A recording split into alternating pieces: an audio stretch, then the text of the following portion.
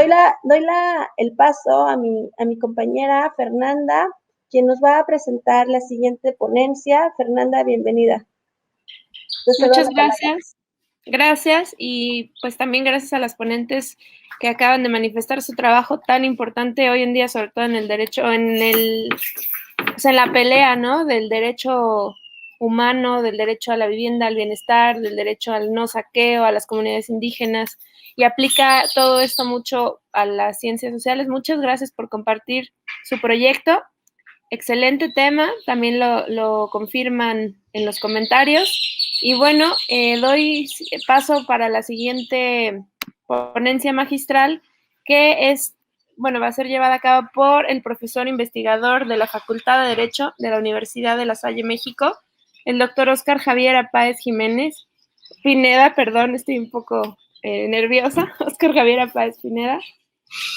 Leo un poco de su reseña laboral. Él es licenciado en Derecho por la Universidad Autónoma del Estado de Morelos, es especialista en Derecho Social y maestro en Derecho por la UNAM, doctor en Derecho y Globalización con mención honorífica por la Universidad Autónoma del Estado de Morelos. Cuenta con una estancia corta de investigación doctoral en el Instituto Max Planck de Derecho Social y Política Social en Múnich, Alemania. Realizó cursos en Harvard Management Mentor, impartido por la Harvard Business School, así como el curso Justice, impartido por la Universidad de Harvard. Ha publicado diversos libros, capítulos de libros y artículos científicos en revistas indexadas especializadas en Derecho. Ha impartido clases en la Facultad de Derecho y en la Facultad de Medicina de la UNAM, a nivel posgrado y licenciatura, así como en la Universidad Autónoma del Estado de Morelos. Dentro de su experiencia profesional, ha laborado como coordinador jurídico de la Dirección del Patrimonio Universitario de la UNAM, socio del despacho jurídico Casa de Piedra, jefe de procesos académicos del doctorado en Ciencias Jurídicas de la Universidad La Salle y responsable académico de la maestría en Gobernanza y Estrategia Internacional de la misma institución. Actualmente es miembro del SNI y del Colegio de Profesores de Derecho del Trabajo de la UNAM, académico de número de la Academia Mexicana de Derecho de la Seguridad Social y miembro honorífico del panel disciplinario del Comité Nacional Antidopaje, MEX-NADO. Además, es líder responsable del Grupo de Investigación de Desarrollo e Innovación, Estudios sobre Justicia Social, Pobreza y Desigualdad en la Universidad La Salle, México. Doctor Óscar, bienvenido, le agradecemos muchísimo su participación, su siempre aportación a la comunidad, a la Academia Científica. Una disculpa por mencionar su apellido materno erróneamente, fue un cruce de información, pero ya está aclarado el tema. Y bueno, el día de hoy contamos con la ponencia Transdisciplina en las Ciencias Sociales, el caso del sistema jurídico mexicano. Adelante, doctor, te cedo la palabra. Muchas gracias, María Fernanda. Pues yo agradezco mucho a mi alma mater, a la Universidad Autónoma del Estado de Morelos, estas invitaciones. Es para mí siempre un gusto retornar a casa y compartir conocimientos, sobre todo con los estudiantes que están realizando este coloquio de investigación transdisciplinar. Déjenme contarles que su servidor en este doctorado que tengo a bien ser responsable académico, pues estamos enfocándonos en intentar la transdisciplina en las ciencias jurídicas. Y ha sido todo un reto, porque, como ustedes saben, las ciencias jurídicas pues están completamente permeadas del positivismo cuantitativo, es decir, como hace un rato lo mencionaron las colegas, esta metodología que exige pruebas fehacientes, que a veces se alejan de los objetos para dar paso al cumplimiento irrestricto de la literalidad de la ley y de las pruebas irrestrictas a través de un método científico, pues nos ha llevado a grandes y profundas reflexiones. No sé si estén viendo ya la diapositiva que había preparado para esta conferencia, porque iremos desarrollando el tema con esta. No sé si nos auxilias, María. Sí, dame un segundo, estamos en proceso de transmitirlas. Bueno, mientras entonces les sigo comentando que la importancia de los estudios transdisciplinares en las últimas décadas y en los últimos años específicamente en la ciencia jurídica, pues está comenzando a ser fundamental. ¿Por qué? Bueno, pues porque, como les decía, en el paradigma de la ciencia jurídica, el positivismo jurídico pues se transformó en el pan nuestro de cada día. Los abogados tenían que estar forzosamente preparados como entes mecánicos para interpretar la ley de acuerdo con los límites del propio texto de la ley. Y esto pues produjo algunas situaciones que van a hacer que la transdisciplina llegue y empiece a empujar con mucha fuerza la necesidad de cambiar esta manera en la cual los abogados pues comenzábamos a interpretar y a materializar la ley. ¿Y esto por qué va a ser importante? Y por qué el día de hoy quise compartirlo con ustedes en este coloquio de investigación transdisciplinar. Bueno, pues porque es importante para mí compartir que en las ciencias sociales, en todas, en específico, en el sistema jurídico mexicano y la ciencia jurídica, ha comenzado la transdisciplina a jugar un papel decisivo. Y este papel decisivo ha tenido que ver mucho con la evolución de las metodologías y sobre todo de las últimas reformas que han llegado a transformar nuestro sistema jurídico. La última reforma, ustedes probablemente han escuchado hablar de ella, es la reforma en materia de derechos humanos que se materializó en el año 2011. Entonces, en esta ponencia quiero compartirles pues una estructura en donde repasaremos la dignidad humana, que es uno de los principios fundamentales de la manera en la cual se debe entender el derecho y en específico el sistema jurídico mexicano, y cómo la transdisciplina llegó a transformar la interpretación del derecho no solo a nivel internacional, también a nivel local, y compartir con ustedes una serie de reflexiones finales sobre la utilidad de la transdisciplina y la importancia de este concepto que es la base fundamental del derecho mexicano, que es la dignidad humana. Le pasamos a la siguiente, María, gracias. Bueno, esta es la estructura que les comentaba, que preparé para esta ponencia. Y si nos pasamos a la siguiente, por favor. Debo hacer una advertencia, ¿no? Una advertencia que tiene que ver con caracteres conceptuales y con este cuestionamiento del positivismo cuantitativo, ¿no? En esta ponencia, cuando yo me refiero a transdisciplina, me refiero a ese acto de rebasar los límites de la disciplina o de la ciencia para construir conceptualizaciones integrales.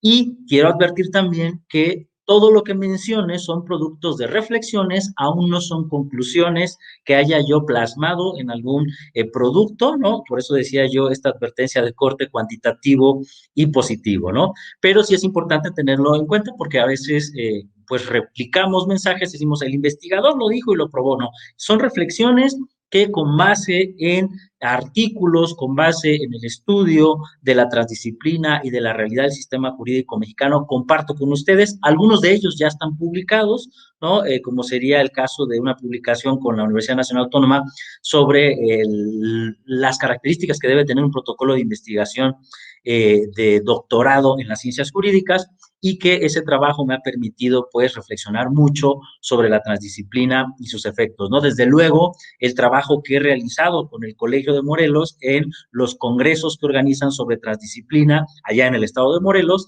que me han llevado a generar también estas reflexiones, ¿no? De hecho, con ellos realicé la exposición de esta dignidad humana como uno de los principios o ejes para impulsar la transdisciplina en la ciencia jurídica. Si le pasamos a la siguiente, por favor, María. Bueno, la dignidad humana, ¿por qué quiero empezar con este concepto? Pues es un concepto que viene desde la antigüedad. La dignidad humana es un concepto que distintos filósofos a través de la historia han tratado de definir, nos han dado algunas ideas, pero lo importante aquí de este concepto es que a pesar de la lejanía con la cual ha sido abordado, actualmente en la ciencia jurídica y en las ciencias sociales está cobrando una relevancia trascendental.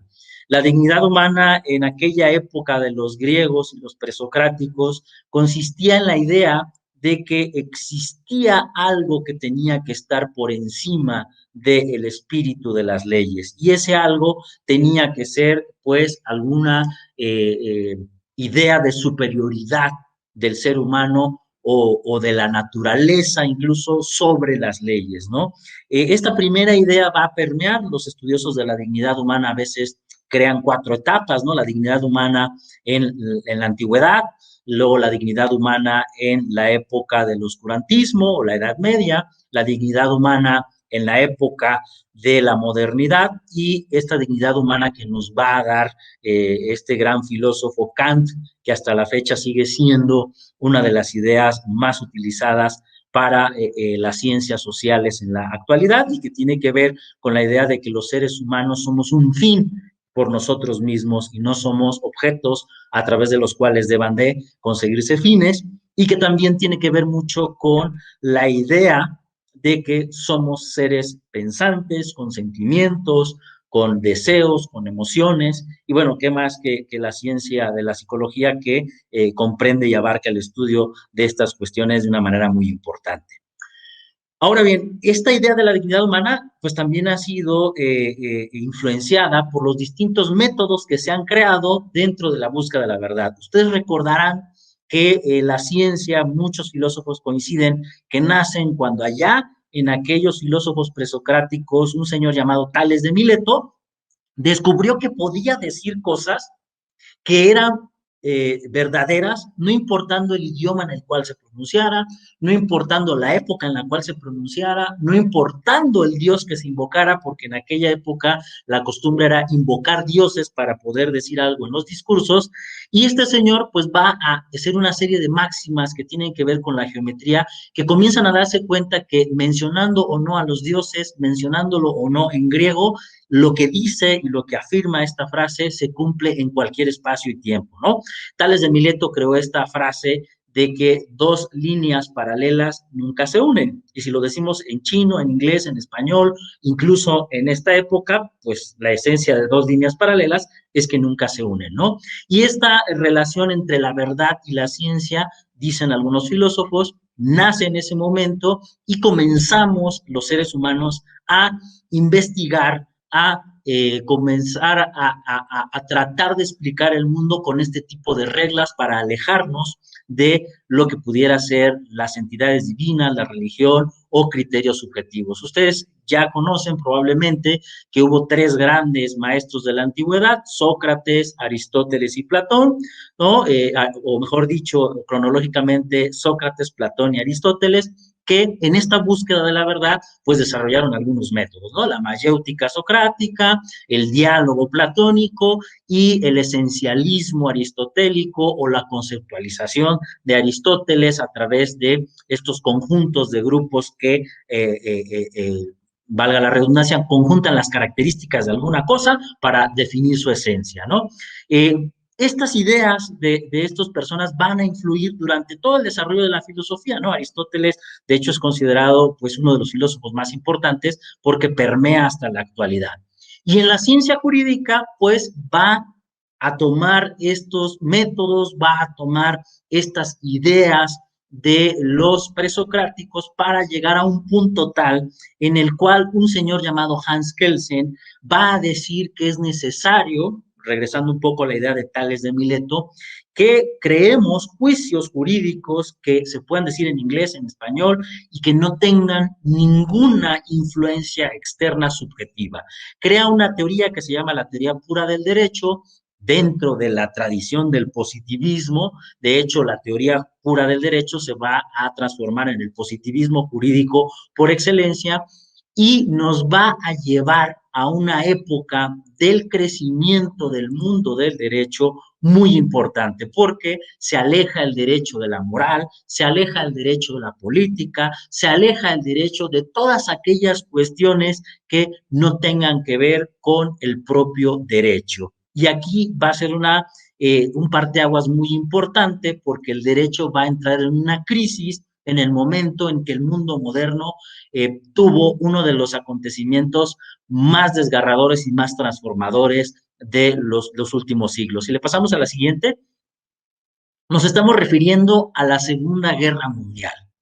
Dentro de esta metodología propuesta por el maestro Hans Kelsen, decía que si una ley estaba realizada por un congreso que fue elegido democráticamente y que ese, o al menos con las reglas de la Constitución, por si no es elegido democráticamente, y si ese congreso al emitir esa ley pues la sancionaba, la discutía, la publicaba, ¿sí? Pues esa ley tenía el carácter de ser perfecta, de acuerdo a las leyes o a las reglas del método de interpretación y el método de entender el derecho a través del positivismo, ¿no? Creo que muchos de nosotros seguimos siendo positivistas porque en México el positivismo sigue siendo parte de nuestras venas, ¿no? Las facultades de derecho nos seguían enseñando a rajatabla el positivismo hasta el año 2011 que vino la reforma, y todavía así algunas facultades siguen enseñando el positivismo jurídico como algo esencial para el abogado. Pero en los juicios de Nuremberg, que son este acto que se da una vez que termina la Segunda Guerra Mundial, recordarán ustedes que los ejércitos aliados, sobre todo los rusos, comenzaron a liberar campos de concentración nazis y comenzaron a ver la tragedia del positivismo llevado a ultranza, un positivismo que incluso se aplicó en otras ciencias sociales como la psicología, ¿no? Específicamente quienes hayan tenido la oportunidad de estar en los memoriales antes mal llamados, o mejor dicho, antes llamados campos de concentración nazis, ahora memoriales que tratan de recuperar todas estas experiencias de lo que vivieron los prisioneros, pues habrán observado que los psicólogos del régimen nazi lo que hicieron fue deshumanizar a estas personas para poder tenerlas en esos campos de concentración. Una de las experiencias más fuertes de mi vida ha sido precisamente asistir a estos memoriales, y ahí nos explicaban los guías turísticos, que además deben de tener una certificación para poder comentar estas situaciones, que lo que hizo el sistema para poder tener en paz a las personas en estos campos de concentración fue buscar la manera de deshumanizarlos. ¿Y cómo lo lograron? Bueno, a través de ciertas técnicas. Una de ellas fue a través de depilarlos completamente, porque el pelo, habían demostrado en aquellos momentos los científicos, hace que las personas sintamos mucha seguridad. Entonces, era obligatorio que toda persona estuviera completamente depilado, les quitaban el nombre y les daban un número, tenían prohibido mirarse a los ojos, tenían prohibido llamarse por sus nombres, y como cereza del pastel, nombraron como jefe de barraca, es decir, de cada uno de los lugares donde estaban recluidos, a personas que tenían rasgos de delincuentes, sociópatas o psicópatas, y ellos imponían el orden, es decir, los castigos, de tal manera que estas personas durante todo el tiempo que estuvieron en el campo de concentración, ni por alguna equivocación les pasaba la idea de alguna rebeldía o de formar algún motín, estaban completamente deshumanizados. Y esto, cuando llegan los aliados y comienzan a liberar, pues comienzan a espantarse tanto que llaman a todos los jefes del Estado Mayor de Adolfo Hitler a un juicio, y en ese juicio va a ocurrir un gran cisma dentro de las ciencias jurídicas. ¿Por qué va a ocurrir este gran cisma?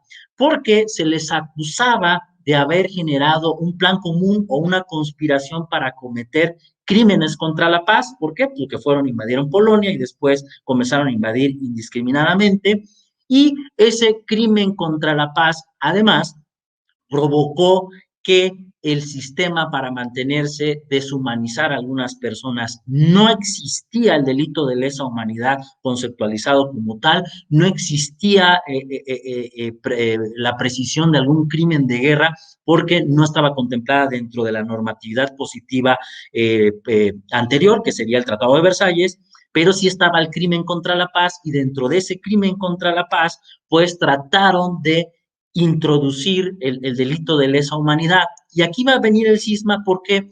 Porque cuando le dan a conocer la acusación, en este caso está ahí Göring, que es uno de los grandes ideólogos de los nazis, recibe la acusación y comienzan a burlarse de la acusación del fiscal.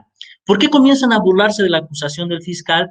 Porque dentro de la ciencia jurídica positivista existe un principio, una máxima que cimenta toda la seguridad jurídica, que dice que nadie puede ser juzgado por un tribunal creado ex profeso.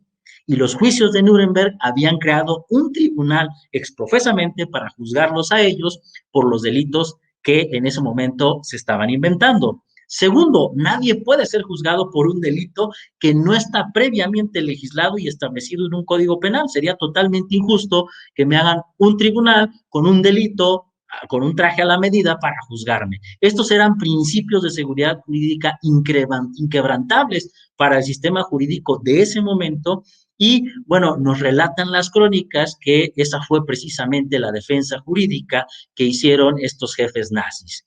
Alegaron que ellos no podían ser juzgados por un tribunal creado para tales hechos. Segundo, por un delito que no existía, ¿no?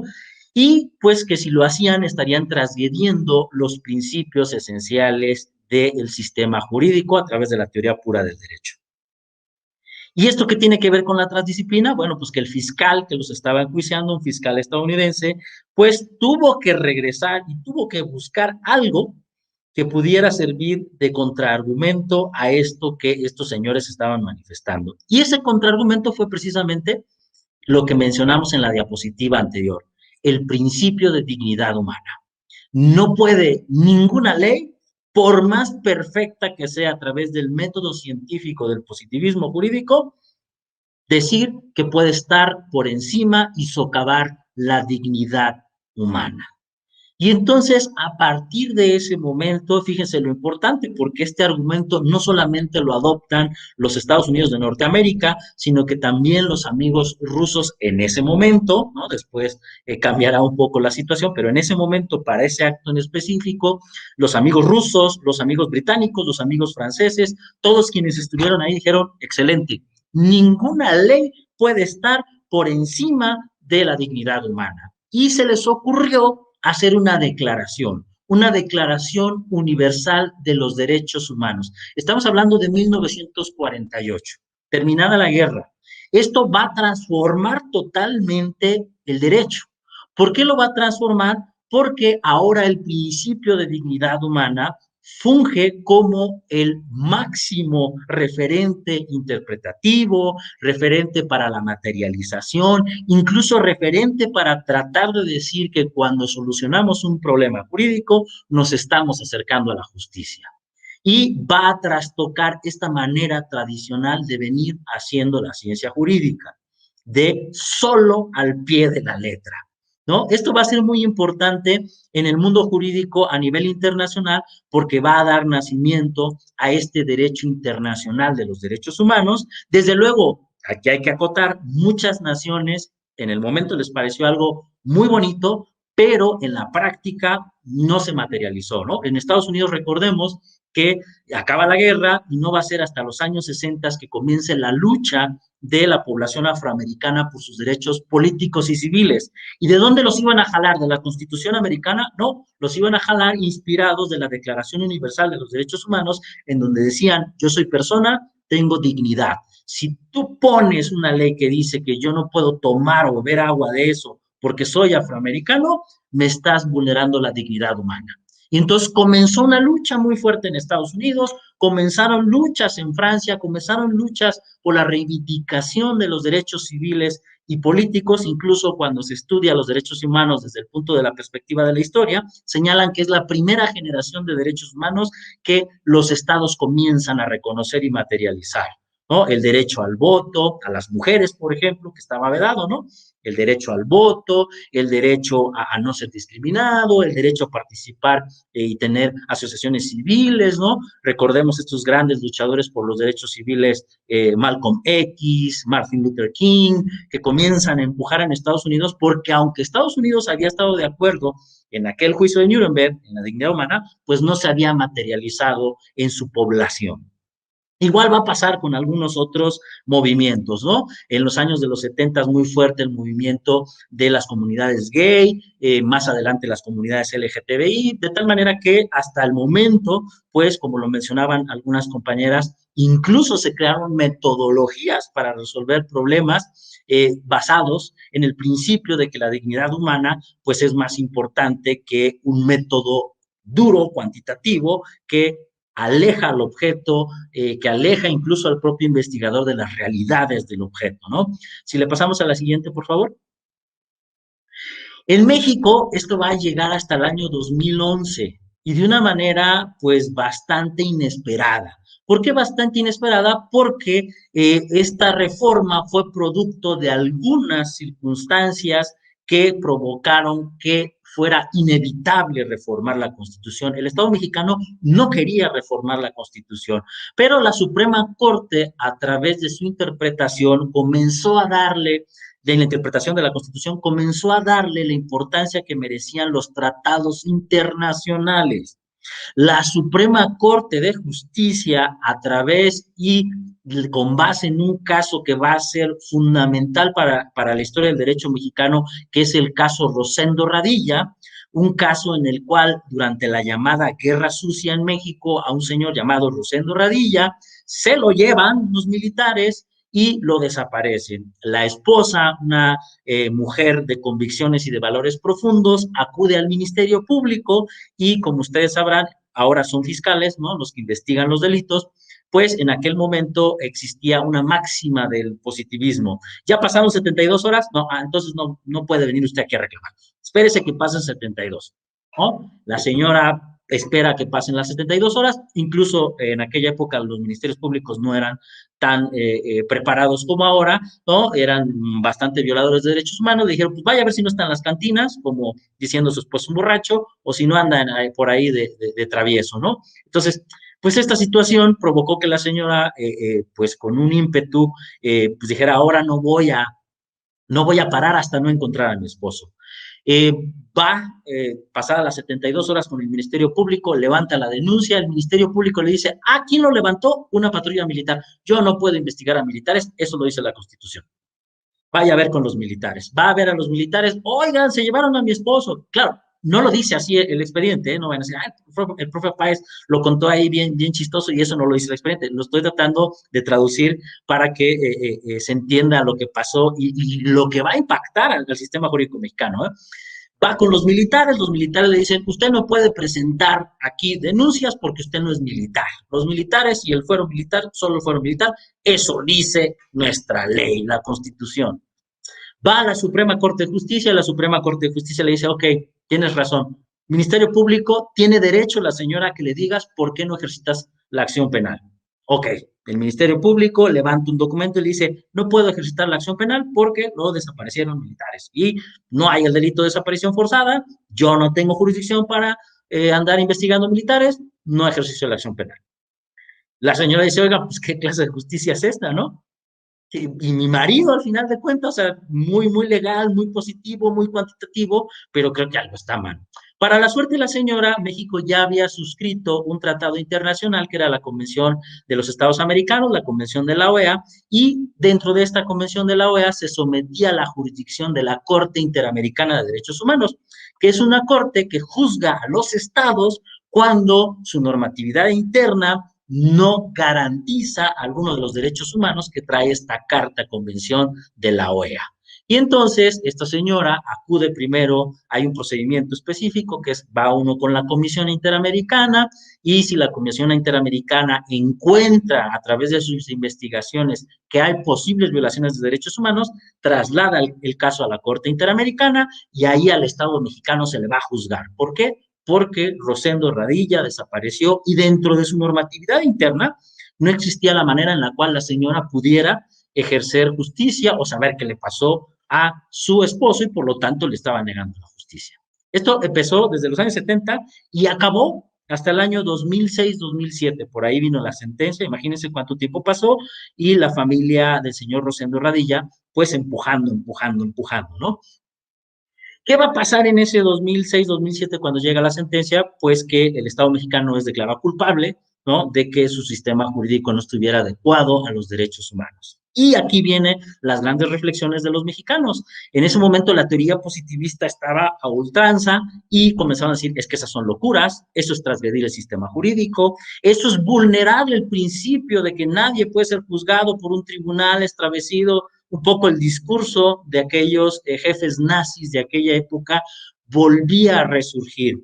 Pero aquí lo que dijeron la mayoría de los abogados, sobre todo las personas que ya se dedicaban al estudio de los derechos humanos, es que la dignidad humana vendría a fungir como un criterio que rebasaba el límite del derecho, pero que llegaba a instalarse de manera integral, muy cercano a lo que sería una interpretación transdisciplinar, crear un concepto a través de la filosofía, de la moral, de la política, y llevarlo al derecho jurídico al sistema jurídico, para que funcionara mejor, ¿no? Y entonces, aquello que en 1948 había pasado, nos obligaron a los mexicanos, a través de esta sentencia y de las reiteradas interpretaciones de la Corte respecto a la importancia de los tratados internacionales, a modificar nuestra constitución política. Nuestra constitución política actual no habla ya de garantías individuales. Atrás quedó la época de las garantías individuales y el positivismo jurídico, y llegó la época de los derechos humanos y sus garantías. Muchos abogados comenzaron a impugnar el contenido del artículo primero constitucional que ustedes están viendo en su pantalla. ¿Por qué? Pues porque en el primer párrafo, el artículo primero señala que todas las personas, todas, ¿sí?, guatemaltecos, hondureños, si tú eres persona y estás en México, gozas de los derechos humanos que reconoce la Constitución y los tratados internacionales en los cuales el Estado mexicano sea parte, así como las garantías para su protección, cuyo ejercicio no puede restringirse ni suspenderse, ¿no? Y entonces, pues ya saben, en el común de la población decían, pues es un violador, no tiene derechos humanos. A ver, espérense, antes de ser violador, ¿es persona? Sí, entonces tiene derechos humanos. Oiga, pero es que es un defraudador fiscal de alto vuelo. Sí, pero ¿es persona, sí o no? Sí, es persona, tiene derechos humanos, ¿no?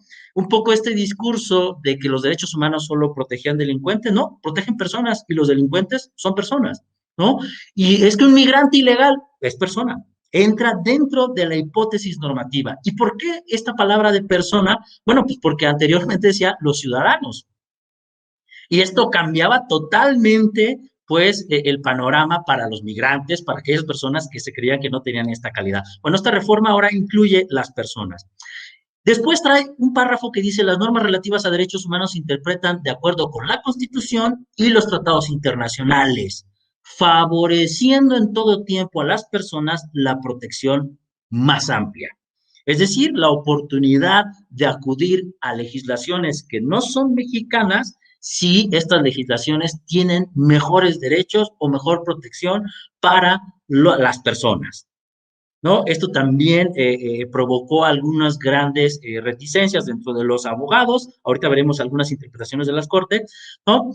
También algo muy importante, todas las autoridades, es decir, la que me digan, desde el ayudante municipal hasta el presidente de la República, policías, secretarios de gobierno, todas las autoridades, en el ámbito de sus competencias, tienen la obligación, no es si quieres o no quieres, o si ese día amaneciste de buenas, o si eres progre o eres conservador. Es tu obligación como autoridad promover, respetar, proteger y garantizar derechos humanos, de conformidad con los principios de universalidad a todas las personas, interdependencia, siempre ligados unos con otros, indivisibilidad sin poder separarlos, y progresividad, siempre tendiente a que sean mejores cada día, ¿no? En consecuencia, el Estado mexicano tiene la obligación de prevenir, investigar, sancionar y reparar violaciones de derechos humanos en los términos que establezca esta ley. La siguiente fracción de este artículo ya está prohibida la esclavitud, y la última va a ser un parteaguas paradigmático que nos trae en muchas interpretaciones y muchos problemas sociales por la tradición mexicana, ¿no? Queda prohibida toda discriminación motivada por origen étnico o nacional. Ustedes recordarán estas caravanas migrantes de hondureños que venían pasando por la Ciudad de México, y las personas, ¿sí?, decían: ¿por qué les dan de comer a ellos? Ni siquiera lo hacen con los mexicanos. Bueno, pues porque están obligados el Estado mexicano, porque son personas, a asistirles para que no les vulneren sus derechos humanos, ¿no?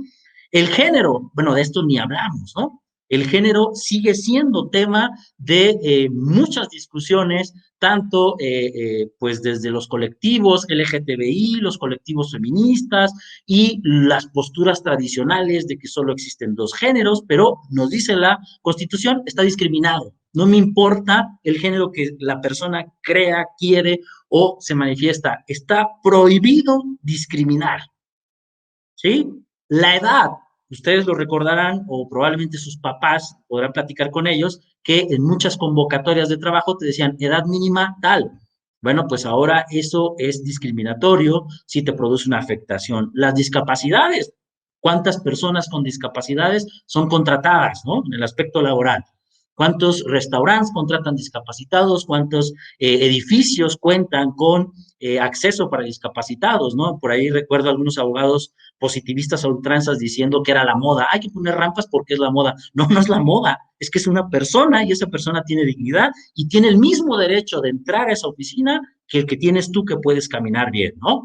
Incluso aquí ahorita me atrevo a mencionar algunas sentencias de la Corte en donde la Corte a personas con problemas de autismo, con problemas de comprensión por tener algún padecimiento de carácter psicológico, pues ha tenido a bien emitir sentencias en lenguaje muy claro, muy preciso, en donde le dicen, Juan, tú tienes problemas para poder discernir la realidad de lo subjetivo, pero en esta sentencia te estoy otorgando el derecho de que cuando puedas discernir bien la realidad, puedas tomar tus decisiones. Esto a los dispositivistas les parece algo totalmente fuera de toda rigor y de toda seriedad, porque para ellos es más importante, sentencia del caso número 25, el juez honorable de la Suprema Corte, aunque no le entiendan, pero que ellos sí le entiendan, ¿no? Seguir ¿cómo se le llama?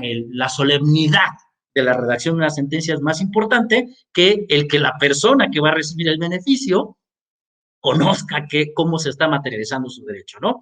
La condición social, desde luego, en este país somos un país, pues, bastante discriminador en ese aspecto, ¿no? Creo que los jóvenes lo podrán saber cuando van a ciertos lugares de entretenimiento, pues hay un cadenero que dependiendo de cómo te ve, hace una interpretación subjetiva de tu condición social y te deja entrar o no te deja entrar al centro de entretenimiento, ¿no?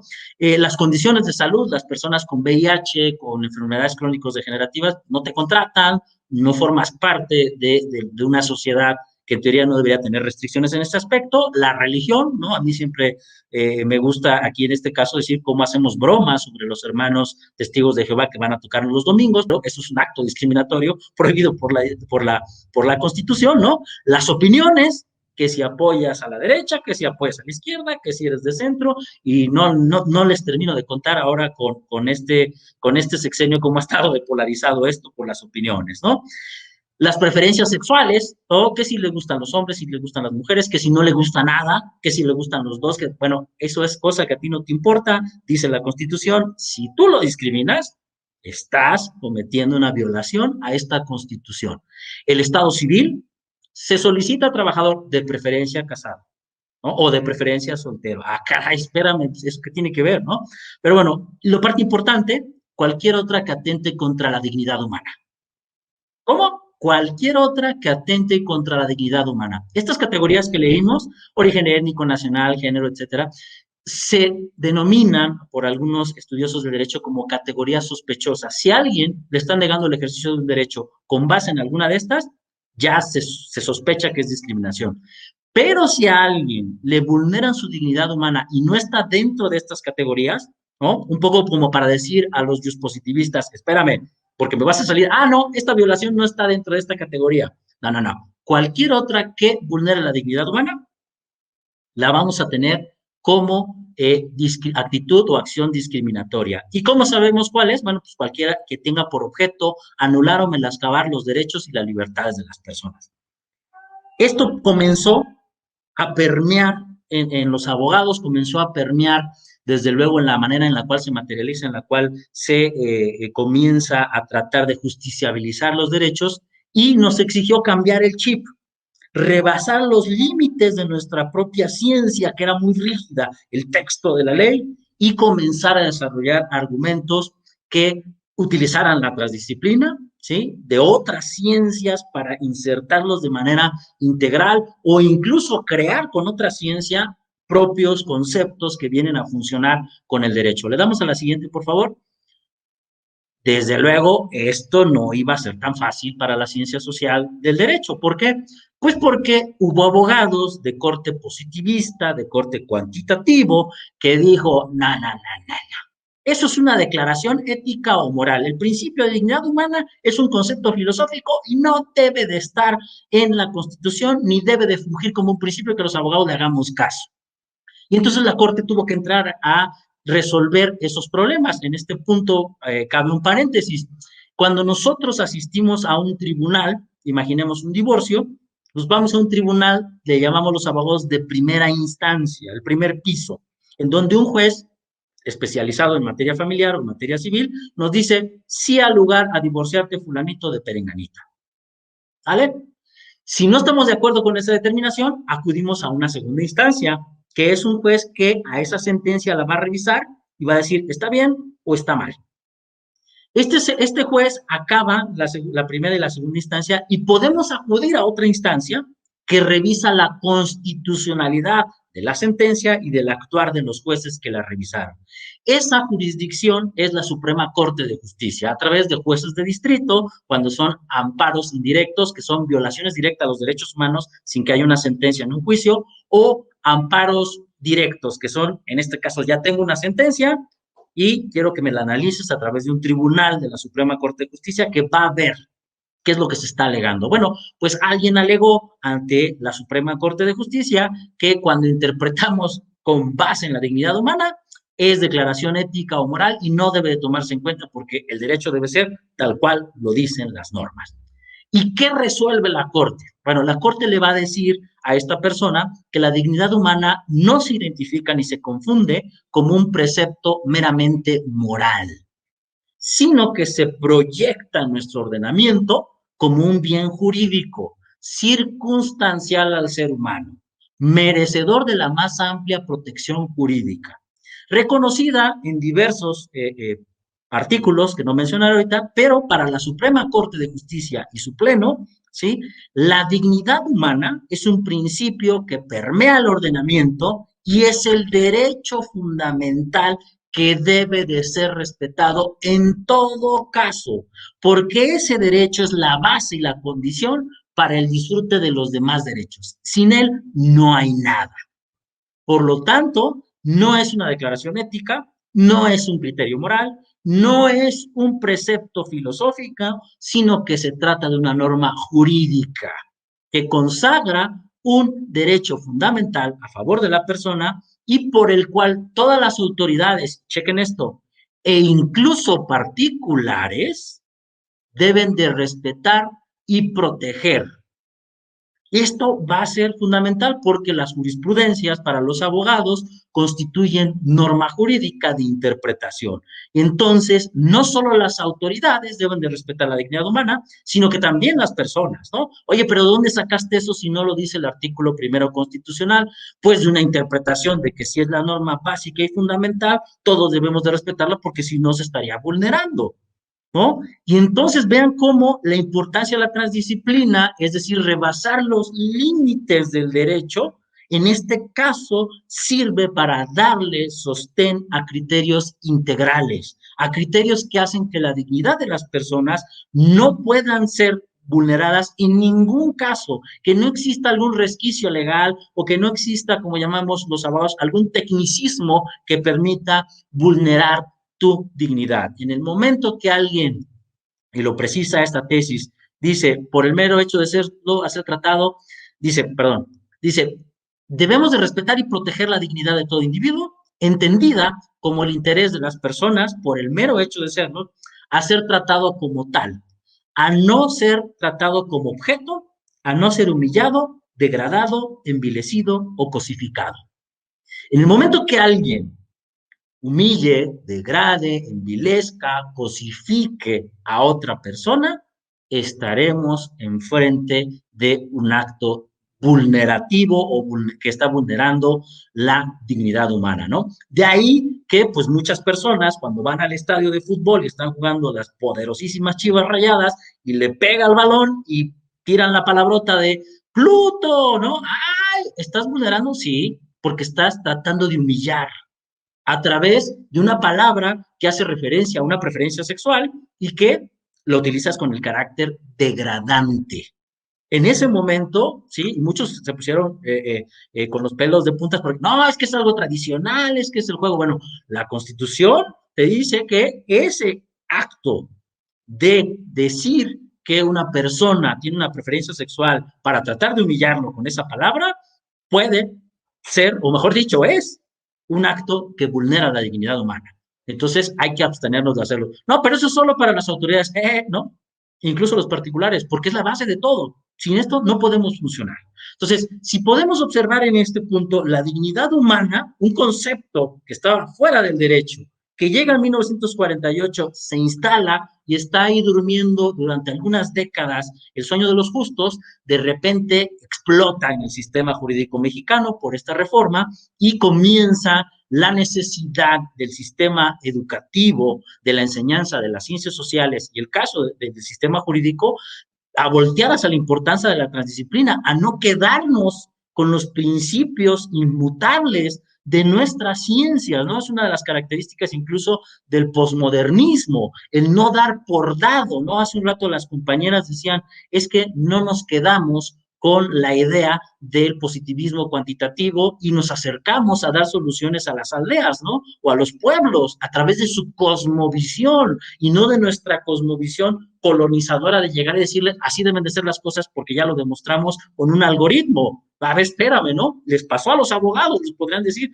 hacían las cosas conforme a la teoría pura y se dieron cuenta de que no podían enjuiciar a los nazis porque la constitución nazi decía que el Estado nazi puede eliminar a los enemigos del Estado. Después había una ley reglamentaria que decía se eliminará a través de los campos de concentración y después había otra ley reglamentaria que decía cómo los vas a eliminar. Y eso jurídicamente era perfecto de acuerdo a la ciencia jurídica, pero pues no era moral ni políticamente ni siquiera cercano a la idea de una ética, una moralidad que debemos sostener para preservar la propia existencia de la especie. Entonces, esta importancia de la transdisciplina no solo se ha dado en el derecho, también se ha dado en otras ciencias, ¿no? En la ciencia de la psicología, en la ciencia de la filosofía, desde luego, que es donde nace, ¿no? Pero ha comenzado a impactar muchos estudios. Y entonces, en los doctorados, le pasamos a la siguiente, lo que hemos intentado hacer es que la dignidad humana comience a permear y que los estudiantes traten de ver, de rebasar, no quedarse con las, imaginemos, no sé, en psicología, pero me voy a aventurar un poco, que yo soy súper freudiano y creo que él es la ley absoluta en todas las interpretaciones de mis terapias y de manera de ser. Bueno, la transdisciplina te dice, sí, está padre que sea tu base, pero trata de rebasar tu propia ciencia para crear conceptos integrales que permitan solucionar. Entonces, la Corte ha hecho diversas interpretaciones. Otra de las más importantes es que la dignidad humana es el derecho fundamental, que es la base de todos los demás. Sin esto, no hay nada más, ¿no? Y que a los abogados pues, les ha causado mucho conflicto. Le pasamos a la siguiente. Y ha causado muchos conflictos porque, pues les decíamos, estamos acostumbrados al papelito habla, pero ha comenzado también una nueva cultura en los estudios de posgrado, también muchas facultades que han reformado sus planes de estudios. Le pasamos a la siguiente, por favor, María. En donde, bueno, la transdisciplina comienza a ser ya incluso un método, ¿no? Aquí yo traía un caso acerca de una defensa en un juicio laboral en donde las leyes de derecho laboral decían que cuando hay algún problema de interpretación debe de favorecerse siempre a los trabajadores. No lo voy a explicar ya por cuestión de tiempo, pero voy a explicar de manera muy rápida un caso que nos permite ver cómo los abogados con la herramienta de la transdisciplina están logrando éxito en materialización de derechos. Una señora reclama una pensión. Llega al Instituto Mexicano del Seguro Social y dicen, no le podemos dar la pensión porque ya llegó la esposa con una acta de matrimonio y por lo tanto ella tiene el derecho.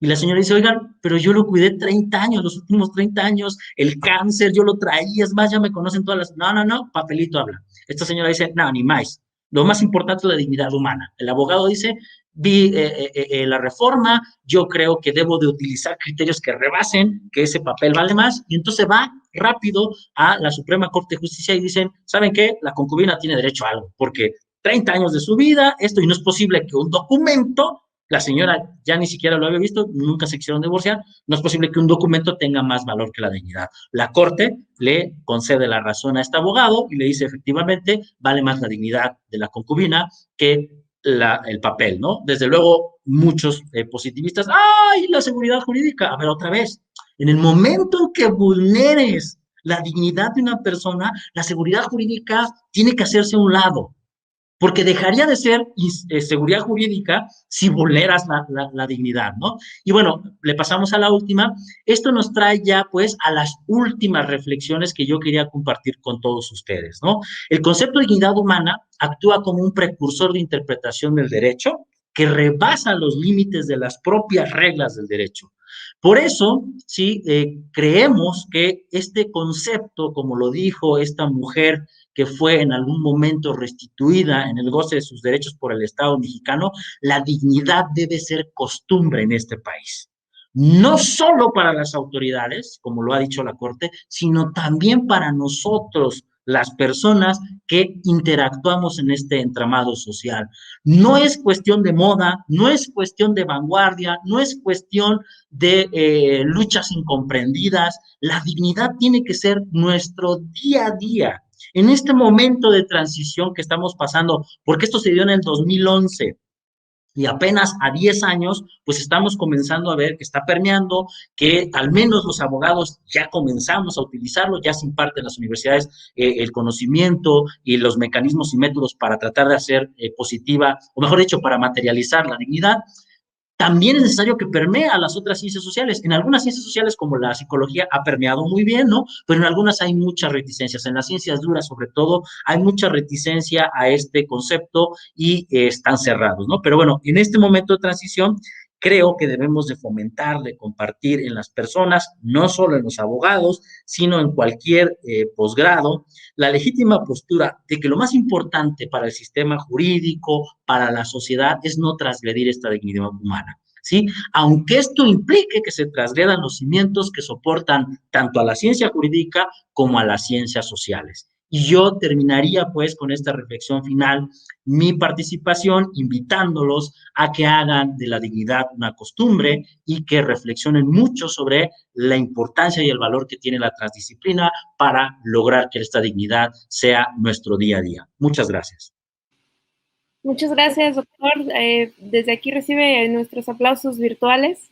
Que gracias. No sé cómo se podrían interpretar, pero la verdad es que es un tema que en lo personal ha superado la expectativa que yo tenía, porque no soy abogada, ¿no? Entonces es un idioma en el que soy lego, sin embargo, lo manejaste de una manera súper digerible. Los ejemplos que utilizaste me parece que fueron bastante claros. Y yo tengo como reflexión que es muy complejo y a la vez simple el pensamiento transdisciplinar en el sistema jurídico. Ahorita explico por qué, ya que el desconocimiento pareciera imperante en los representantes de la ley, ¿no? Porque no está como ese pensamiento positivista encarnado que ni siquiera se dan cuenta que está encarnado en ellos, ¿no? Entonces creo que el principal paso es darte cuenta de cómo de cómo estamos ya predeterminados, ¿no? Sí, de hecho, esto tiene mucho que ver con la formación que recibimos en las aulas. Nosotros venimos de generaciones que nuestros profesores, pues eran profesores egresados de los años 50, 60 de las universidades, cuando el positivismo jurídico estaba con todo. Después replicamos los maestros que vinieron a suplir a los profesores de las generaciones 50, 60, replicaron esta conducta, los nacidos en los 70 y 80, y lo llevaron a las aulas. Pero esto no quiere decir que no hubiera juristas mexicanos que ya estuvieran empujando. Tenemos grandes juristas mexicanos que se alejaron de la tradición positiva y comenzaron a investigar precisamente en los posgrados, en el área académica, las necesidades de cambiar este sistema, ¿no? Desafortunadamente, les decía yo, tiene 10 años esta reforma, no ha permeado, no ha cuajado ni siquiera bien en la sociedad. Yo escucho muchas manifestaciones discriminatorias, por ejemplo, cuando salen los colectivos feministas a marchar, ¿no? Que en la concepción de las personas, pues se les hace muy mal que se dañe algo, pero bueno, ya están las muertitas, ¿no? Y en la concepción de la dignidad humana, oye, espérame, es que eso algo que se dañó no vale ni la uña de la persona que está desaparecida, no tiene comparación en esta nueva manera de entender la dignidad humana. Desde luego, no solo los operadores jurídicos, también la sociedad está está muy complicado, pero poco a poco va permeando, ¿no? A mí lo que no me parece en algunas ocasiones es que solo permea cuando es para beneficio individual, ¿no? Ahí sí les gusta mucho a la sociedad, sí, ese es mi derecho humano, pero cuando es para todos, como que, no, espérame, ¿no? Un poco como el dicho de que se hagan que no se respeten los derechos humanos en las mudas de mi compadre Juan, pero para mí sí, ¿no? Entonces, esto, pues hay que romperlo, ¿no? Y estos foros son para eso, ¿no? Incluso los estudiantes que están viendo esto, pues tendrán que voltear a reflexionar si alguna terapia, pues vulnera algún derecho de algún paciente, si alguna propuesta de solución que tienen a algún problema, pues es completamente violatorio de algún derecho humano, pues tendrán que reflexionar sobre ello para evitar, ¿no? Se me ocurre, ¿no? Por ejemplo, estos terribles procesos de hace 30, 40 años que lobotomizaban, ¿no? Cortaban ahí la corteza cerebral o que te daban toques, ¿no? Pues eran completamente vulneratorios o vulneraban completamente la dignidad humana, ¿no? Ni se diga apartar a las personas con síndrome de Down, apartar a las personas con autismo, o sea, eran completamente o son completamente dentro de esta perspectiva violatorios, ¿no? Y aquí hay que apartar la moral de lo transdisciplinar, ¿no? Porque muchas veces por cuestiones morales no nos permitimos romper este estereotipo, porque ya incluso creo yo que el pensamiento unidireccional, que a mí me gusta llamarlo así, ya se podría convertir hasta en un estereotipo, ¿no? Decir, oye, pues saca tu cerebro de esa línea y expándelo, ¿no? Así de es. hecho, y en relación a todo esto que nos comentas, existen varios comentarios aquí bastante interesantes, entre ellos que te felicitan, excelente tema. Gustavo, ¿me podrías hacer favor de pasar los comentarios que tienen algún, por ejemplo, el doctor Luis Pérez? No sé, tengo la oportunidad de tomar un seminario con él de transdisciplina y gracias a este seminario es que, al menos en lo particular, esto ha cobrado sentido y más con lo que ahora nos manifiestas. Y él comenta: felicidades a esta nueva generación del doctorado en la organización del 8º coloquio. Mi reconocimiento por atreverse a abrir el foro a otras unidades académicas y universidades más allá de la nuestra. Creo que ahí ya damos un paso a la transdisciplina, ¿no? La transdisciplinariedad como actitud exige apertura, lo comentábamos, el rigor y la tolerancia, como dice Morín y Nicolescu, además de un ingrediente caro para el científico, que es la humildad. La humildad, sí. Condición necesaria, aunque no suficiente, para poder reconocer y valorar tanto como la propia otras formas de pensar y de teorizar. Entonces, sí es todo un reto que, aparte de la invitación que tú hiciste al final, a mí me gustaría hacer esta invitación a cada una y cada uno de nosotros que estamos aquí conectados a replantearnos, ¿no? Cómo está siendo nuestro haber, nuestro andar como científicos en ciencias sociales, más allá de derecho, psicología, sociología, ciencias sociales, y qué podemos hacer para que las problemáticas en las que estemos ahorita muy enfocados, pues las podamos abordar desde una parte ya transdisciplinar. Esta es la apuesta que tenemos. Sí, coincido con el doctor, sobre todo en la humildad, ¿no? Parte del pensamiento crítico, los grandes teóricos del pensamiento crítico, que es necesario, Edgar Morán lo ha dicho, y algunos pues, teóricos más, que es necesario primero reconocer que no podemos tener la verdad absoluta, porque somos seres finitos y porque no sabemos si algo puede durar hasta la eternidad. Entonces, partiendo de esto, con los pies bien puestos en la tierra, pues es necesario acudir a los colegas de otras ciencias. Oigan, qué están desarrollando, qué están haciendo, compártanos para ver si esto lo podemos adaptar a nuestras soluciones o incluso crear juntos nuevas soluciones, que sería lo ideal en la transdisciplina. Sí, muy bien. Y de hecho, Jazmín Cárdenas también te felicita a los organizadores, el doctor Guillermo Lajanti, muy interesante la conferencia, la doctora Bruma Palacios, extraordinaria conferencia magistral, felicidades al doctor Javier Páez, Sandra Figueroa, interesante y muy triste. Ay, ya se movió, perdón, es que están llegando muchos mensajes.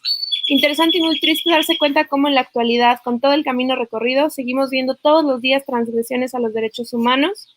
Jordi Josué, qué buen tema. Aimé, excelente conferencia. Saili, muy buena conferencia. José Solís, bastante interesante. Aquí hay una pregunta para usted, doctor. ¿Qué opina de que a las personas que transgreden o que quitan los derechos humanos, como secuestradores, violadores, asesinos, etcétera, pierdan sus derechos humanos que puedan protegerlos? ¿Es un tema moral?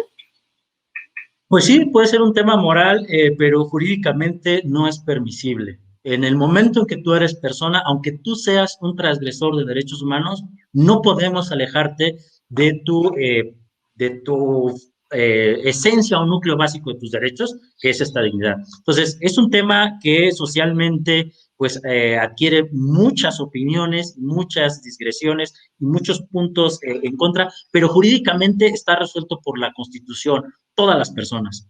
Así seas el peor ciudadano, tienes esos derechos garantizados, así seas el mejor ciudadano, tienes estos derechos. Y esto atiende también a algo que los abogados a veces hacemos en ejercicios de interpretación. Si nosotros no otorgamos este derecho a todas las personas, en algún momento alguien podría utilizar ese tecnicismo o ese resquicio, esa ventanita, para hacer de una persona alguien que pudiera perder sus derechos con fines de otro tipo, imaginemos políticos o de otra índole, y entonces haríamos parecer a alguien injustamente como esta persona que ha perdido sus derechos y juzgarlo por alguna situación, y esto pondría en riesgo, pues entonces, la idea que tenemos de que el sistema jurídico sea justo e igualitario y que no permita estos resquicios, ¿no? Desde luego, hay muchas opiniones, sobre todo en el campo de la moral, se han esgrimido, ¿no? Muchos, sobre todo quienes han sufrido la delincuencia, pues están a favor de que a estas personas se les suprima y que incluso se les castigue con pena de muerte,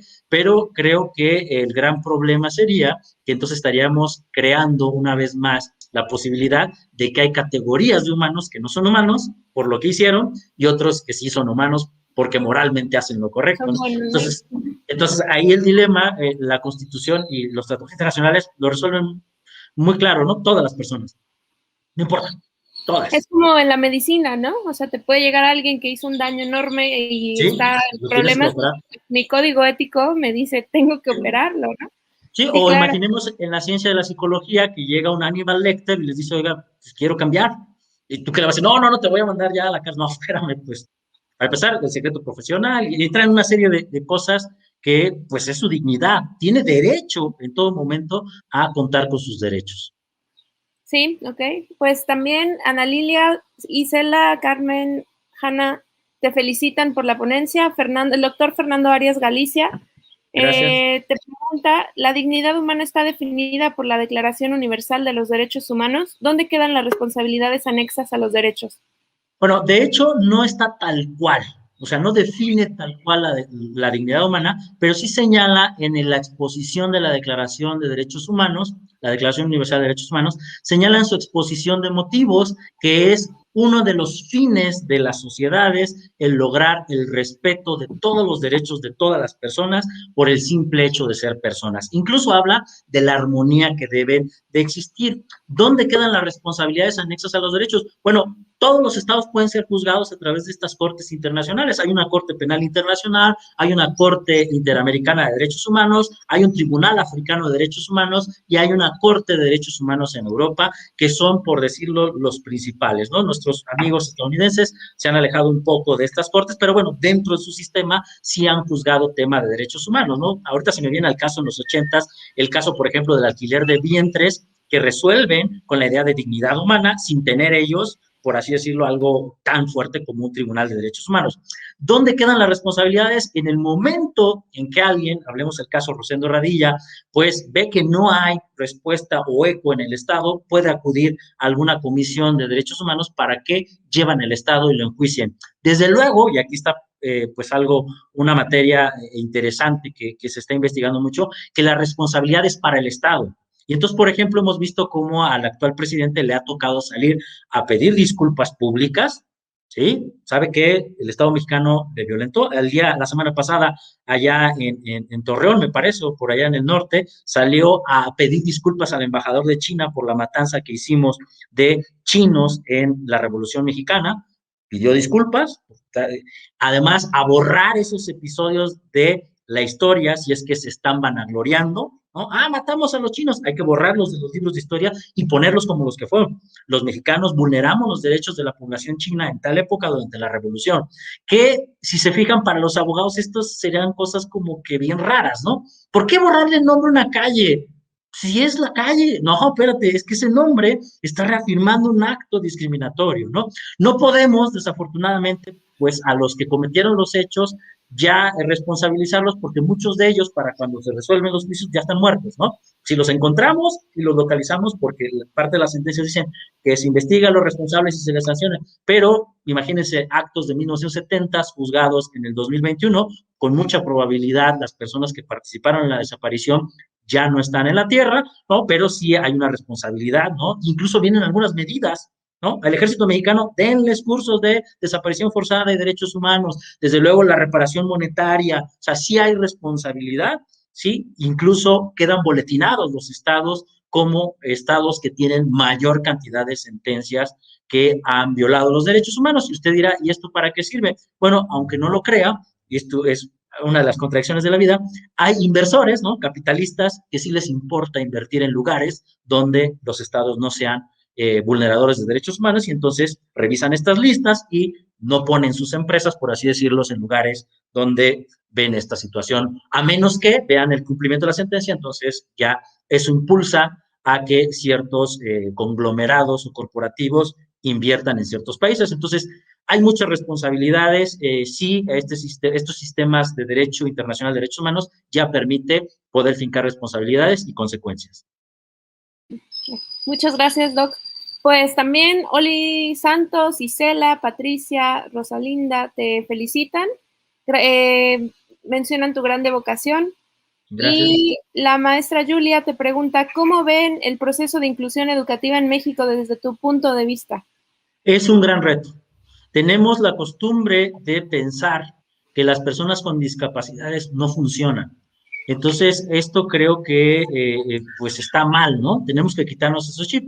Yo, como familiar de personas discapacitadas, he visto que no tienen, o sea, sí, la discapacidad provoca algunas limitantes, por así decirlo, pero no tienen ninguna otra diferencia con otro niño, con otro adolescente o con otra persona que está dentro del sistema educativo. Desde luego, que cuesta más trabajo para el maestro, una persona que tiene alguna discapacidad o alguna preferencia sexual distinta, porque pues la propia sociedad no está preparada, ¿no? Y no estoy hablando de preferencia sexual como discapacidad, sino porque también existe dentro del ámbito educativo la creencia tradicional de que es parte de alguna discapacidad, pero no, hay que romper estos paradigmas, creo que es un gran reto que vendrá en los siguientes años, no sé qué tipo de sociedad vayamos a hacer en 10 o 20 años, pero yo creo que sí vamos a ser un poco mejor que las que nos tocaron hace 20 o 30 años, cuando a nuestros amigos, a nuestros familiares, pues eran excluidos, ¿no? Los mandaban a escuelas especiales y entonces encontrabas, recuerdo yo en aquellas escuelas especiales, no solo a personas que tuvieran síndrome de Down, sino también epilépticos, o sea, que a lo mejor no tenían nada que ver la epilepsia con su rendimiento escolar, personas con alguna otra discapacidad como la disfuncionalidad de las piernas, ¿no? O personas que no tenían brazos, que decías, bueno, eso tiene que ver, ¿no? Pero creo yo que sí es importante reflexionar y la única manera como podemos empezar a cambiar como sociedad es pues haciéndonos responsables de cuando hemos cometido conductas discriminatorias, ¿no? Analizarnos como seres que somos discriminadores, ¿no? Yo soy profundamente discriminado en muchas cosas, ¿no? Como decía María Fernanda, pues porque venimos de una estructura, una familia, incluso en la propia familia ponemos apodos, por ejemplo, que los apodos no es para ensalzar las características de mi primo, es para humillarlo, es para degradarlo. Entonces, cuando uno comienza a reflexionar, me parece que por ahí algunos filósofos de construirse, no utilizan la palabra, comienzan a identificar estos actos que dice, no quiero seguir siendo esto, es cuando comienza a cambiar la sociedad. Y cuando comenzamos a explicarles, porque aquí es parte muy importante de los derechos humanos, mamá, papá, que es que lo que estás diciendo es discriminatorio. No te estoy diciendo que lo dejes de hacer, nada más reflexiona, porque no hay mejor manera, es como con el alcohólico, de que la gente quiera dejar de ser discriminatorio que cuando él mismo se da cuenta de que comete esas conductas. Y nosotros podemos ser los agentes de reflexión más que los agentes de imposición. Al menos esa es mi postura y creo que en el reto de la educación inclusiva tendremos que caminar poco a poquito para hacer reflexionar a las personas de la importancia y el valor de que todos seamos tratados como seres humanos con esta dignidad humana. Perfecto, doctor. Y creo que pieza clave de transmitir este tipo de mensajes es el dinamismo con el que lo hiciste el día de hoy. Te lo agradezco mucho. Este tipo de conferencias, ponencias, creo que deberían ser más seguido y no solo en el área de derecho, sino pues ahora sí que en todas las ciencias sociales. De parte de la Universidad Autónoma del Estado de Morelos, el Centro de Investigación Transdisciplinar del doctor reconocimiento que ya se te hará llegar de manera virtual con la firma. lo hacemos de una manera en tercera persona, al doctor Óscar Javier Páez Pineda por su destacada participación como ponente en la conferencia magistral Transdisciplina en las Ciencias Sociales, el caso del sistema jurídico mexicano como parte del 8º coloquio virtual del doctorado en Psicología, perspectivas hacia la investigación transdisciplinar, en Cuernavaca, Morelos, celebrado en Cuernavaca, Morelos el 20 de mayo del 2021 por una humanidad culta, lo firma el doctor Arturo Juárez García, coordinador del programa de doctorado en Psicología. Y bueno, doctor, pues muchísimas gracias y gracias a todas y a todos los que estuvieron aquí presentes.